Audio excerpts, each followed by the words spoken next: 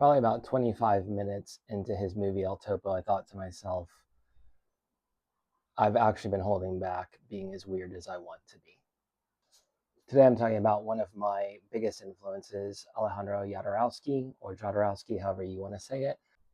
I was in my 20s when Jodorowsky's movies first became widely available through mostly, I think, the idea that El Topo, I believe it was John Lennon's favorite movie. And so at that point, they started to come out on DVD, and I rented them from a place in Gainesville, Florida, that I'd often rent kind of art house films from, lots of Godard and Fellini. Fellini was my favorite director at the time.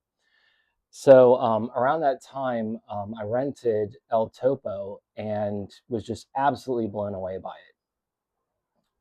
It was, it's a Western, but the characters were just, you know, beyond fantasy. There was something, it wasn't just, this wasn't Lord of the Rings. There was something inherently like cool about it. There was like almost like a rock and roll aspect about it. And I think that really drew me into, Jodorowsky's world. And I would just watch as many of his movies as I could, which honestly didn't give me a lot of options. He didn't make a lot of movies, but there was always something happening with him. There was always a movie in production that sounded like the wildest, craziest thing you've ever heard of.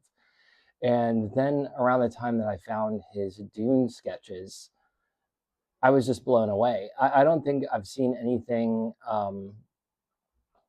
as boundary breaking for me personally um, since uh, Amano's watercolors for the Final Fantasy series. It was just something that was so out there that it made me rethink the things that I was thinking.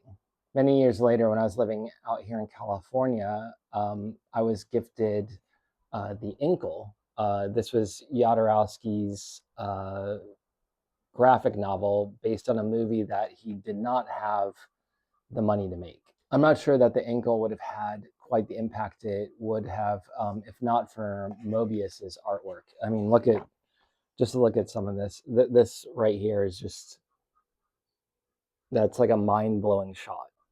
I love the metaphysical aspects of the Inkle. I think that really made me feel, along with a lot of David Lynch's work, confident to do things that weren't really linear storytelling. Go into more of a metaphysical realm or a dream realm, or something even like Miami Vice with like a music video feeling to it. Something that was beyond something that was a more abstract level of storytelling.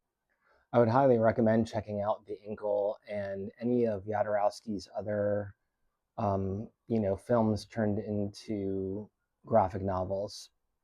And for updates on the death of romance, please subscribe or check back in. Thanks so much.